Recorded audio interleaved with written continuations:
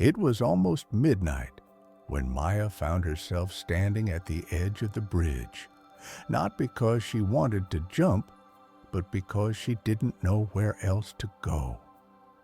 The city was asleep, but her mind was wide awake, echoing the same question she'd been asking herself for months. How did I get here?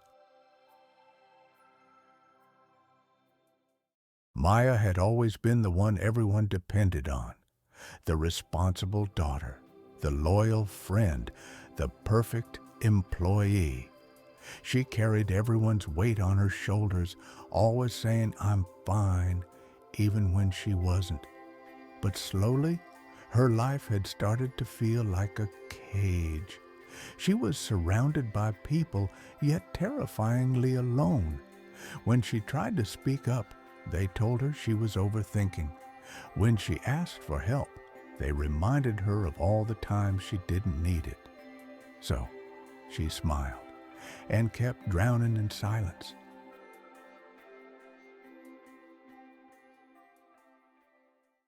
That night, on the bridge, she gripped the rusty railing and leaned over slightly, the black water below swallowing the faint moonlight.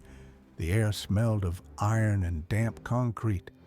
For a moment, she closed her eyes and just listened. Behind her, a sudden gust rattled a loose signpost, making her heart jolt. She spun around, but no one was there. Of course not. No one ever was. Not when she needed them. No one asked if she wanted to. Cold wind pressed against her skin. Streetlights flickered above. She thought of her boss, handing her another burden without hesitation. She thought of her friends, who disappeared when her laughter faded. But then she thought of her family, her supportive mother, and her dependent siblings, who always stood beside her, praising her sacrifices.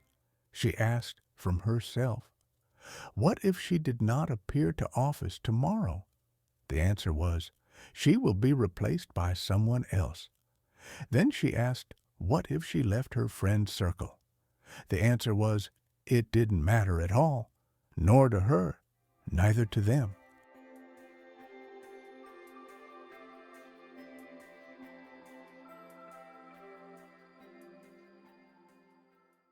And when she thought of her family, she existed there. She thought that the only place she mattered was her family, and her family needed her strong and helpful. A broken Maya will only hurt herself and her family. For others, she would be just a story. At that moment, her phone buzzed. It was a reminder for a meeting.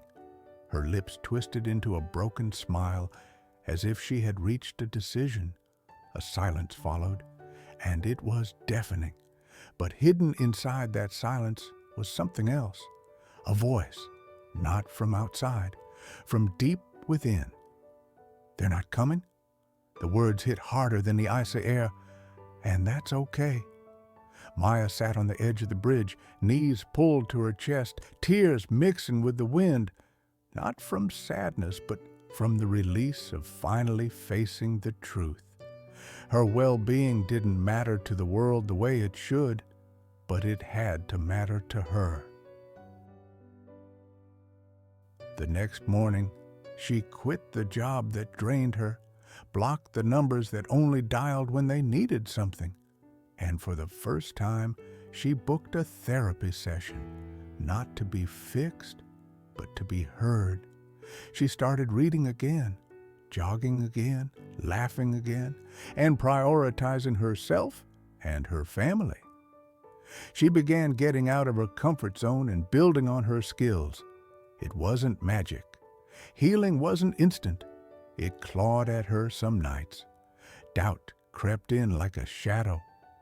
During the process, she came across an ancient saying by Marcus Aurelius, "If your well-being matters to you, be your own savior while you can." Then every time dark clouds gathered, Maya remembered standing on that bridge, alone, unseen, yet powerful enough to save herself, because she finally understood that she is the only one who can save herself from drowning. She finally became her own Savior, all strong, all independent.